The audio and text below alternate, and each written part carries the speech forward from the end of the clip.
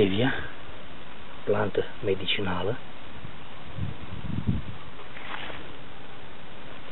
crește alături de urzici.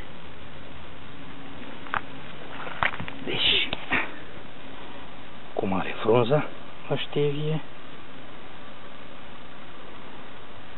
turbinele, negroasă, deci așa arată stevia, lată, frunza lată.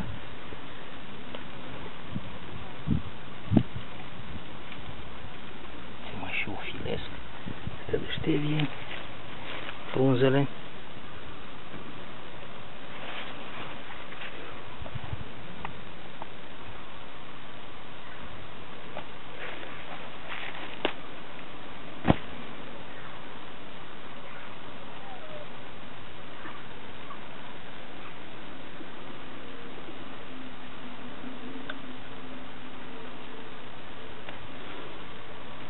La fel, crește destul de frumos, nu e pretențioasă la loc, o identifici și să exploatezi proprietățile medicinale. Este o plantă medicinală care crește la noi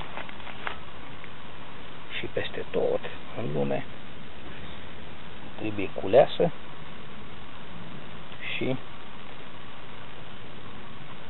de folosit în scop medicinal. Să avem grijă de stevie când o vedem, să o privim dacă se poate.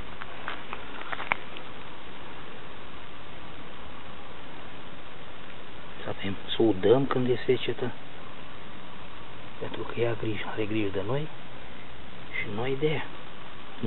Ea are grijă de noi și noi o să avem grijă de ea.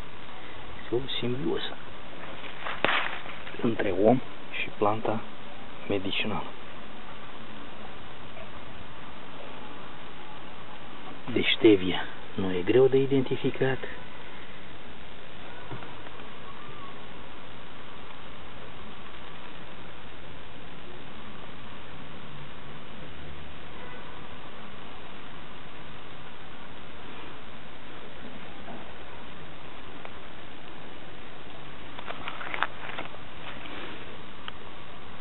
Le-am smuls și le-am pus deoparte frunzele pentru studiu, pentru prezentare.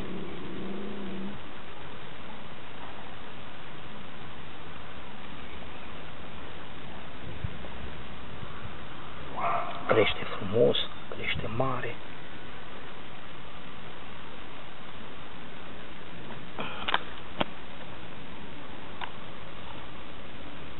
Este înfiptă bine în pământ.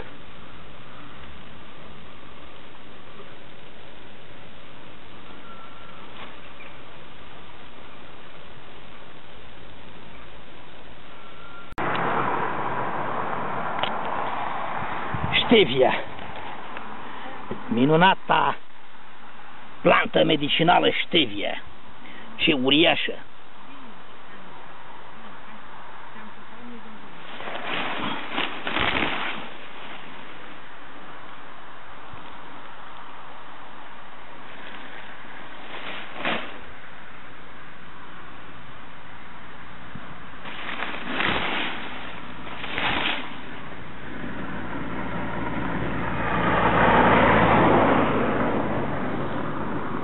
O tufă extraordinar de mare,